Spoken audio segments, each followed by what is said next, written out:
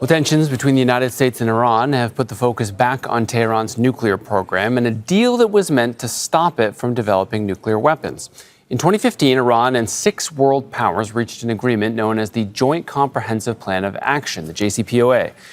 Iran agreed to scale back its nuclear activities and allow international inspections. In return, international sanctions on Iran were lifted, giving it access to global trade and finance.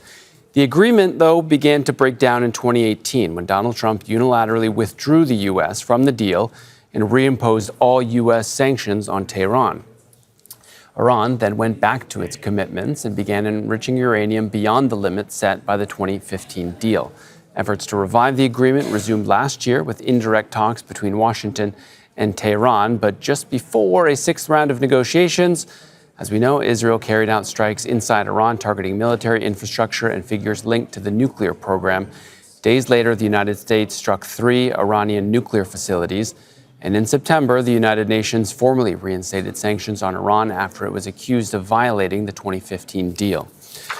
All right, joining us now from Washington is Eyre. He is a distinguished diplomatic fellow at the Middle East Institute and a former senior diplomat on the U.S. negotiating team for that 2015 JCPOA nuclear deal. Alan, thank you so much for being on the program. So you obviously have a lot of experience with this. I wonder, if the JCPOA had remained intact, do you think that there is any chance that Iran would be a nuclear threat today? Well, it's always a threat. It would have always been a threat in that it had a nuclear program and that it had learned how to enrich uranium, which is the hardest part of making a nuclear weapon.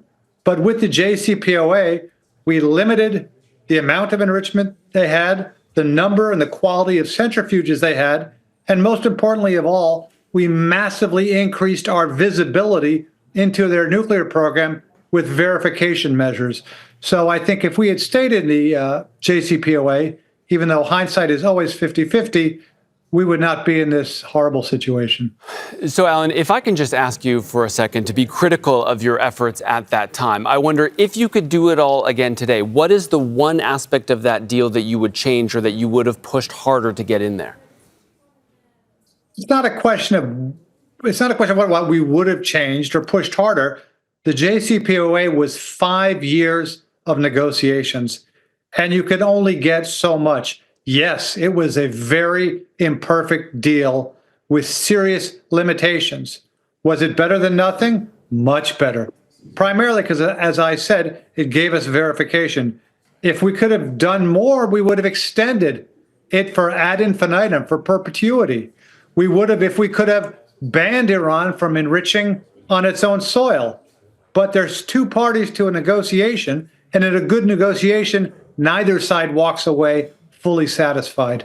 So the Omani foreign minister, of course, Oman was helping to negotiate this latest round of negotiations between the United States and Iran, indirect negotiations, of course, had said that Iran had actually agreed not to stockpile enriched uranium material, meaning they would only keep on hand what they actually needed for their immediate domestic civilian purposes. That went further than the JCPOA had gone. And I wonder if you would concede that perhaps the huge presence of U.S. military buildup in the region helped push the Iranians in that direction. Certainly, the huge presence of the American military forces incentivized the Iranians to try to find a deal. But it's incorrect to say that the Iranians had agreed to do something. They had put it on the table. But as Wendy Sherman, the previous negotiator for the JCPOA, once said, nothing is agreed till everything is agreed. So they put ideas on the table, but don't forget, they were also expecting significant sanctions relief, which the U.S. was not willing to give.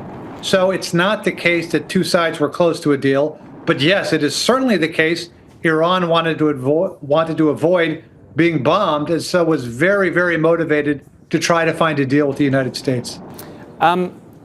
The Israeli Prime Minister Benjamin Netanyahu has really made no secret of his disdain for the JCPOA. He lobbied against it at the time. He obviously successfully lobbied President Trump to tear up that agreement when he got in office in his first term.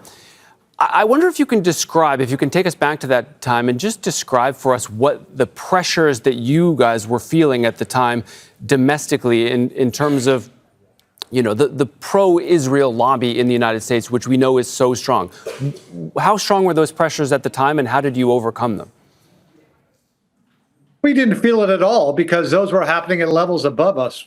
President Obama decided to get this deal done despite pressure from Benjamin Netanyahu, despite pressure from some of the Gulf countries, despite internal opposition from the Congress. He thought it was vitally important to prevent Iran from having a nuclear weapon. The United States as a government waited far too long to even begin these efforts, because once a nation learns how to enrich, then it's much harder to stop them from building a nuclear weapon. So the U.S. delayed fatally, but once we started, we tried to put serious restrictions on Iran's nuclear program. So yesterday we heard some details from the White House on what precisely was being discussed with the Iranians. And I just want to tell you about what they said was offered. They said that, so in exchange for sanctions relief, of course, Iran was offered to have a joint nuclear program with the United States. It would include American investment and the Americans providing the nuclear fuel. And obviously, Iran would have to shut down their enrichment facilities. The White House, though, says that Iran rejected all of that. Do you buy that? Of course they rejected it. The United States has been sanctioning Iran for decades. I mean, Iran's experience after the revolution has been that not just the United States, but the whole international community will not support it, will not provide for it. This is what sanctions are. This is what international sanctions are. So it is no surprise to me whatsoever that if the U.S. says, stop your own indigenous enrichment because we'll give you the uranium you need, given the absolute non-existence of trust on either side in relation to the other, I can see why Iran would be hesitant to accept that deal, especially when it's made indigenous enrichment on Iranian soil a red line that it would not violate. Was that the biggest pushback that you got in 2015, that Iran just said, look, we've developed this on our own. This is our scientists who have built this from scratch. There's not a chance that we will give this up. Is that the biggest pushback that you had then? No, because by the time we started negotiations in earnest in 2013, the Obama administration had agreed to allow Iran a small token amount of indigenous enrichment. Now, you can argue they shouldn't have done that. They should have insisted, as the Trump administration has, no indigenous enrichment whatsoever. But for various reasons, the Obama administration didn't. Instead, they said, OK, we'll allow a certain amount of enrichment with highly enhanced verification in accordance with Iran's responsibilities as a member of the Non-Proliferation Treaty. And in response, and in also limiting Iran to very primitive centrifuges, the IR-1, and very small amounts of low enriched uranium. Really quickly before we let you run, Alan, what does a future deal look like? I mean, is there going to be a future deal, assuming that the Iranian government remains in place? Is a universe where zero enrichment is taking place? Is that realistic? I don't think so. I mean, the only possibility is if Iran surrenders. As long as the current regime is in Iran right now, given recent hostilities and the lack of trust, I find it highly improbable that both sides could return to the negotiating table and make such a deal.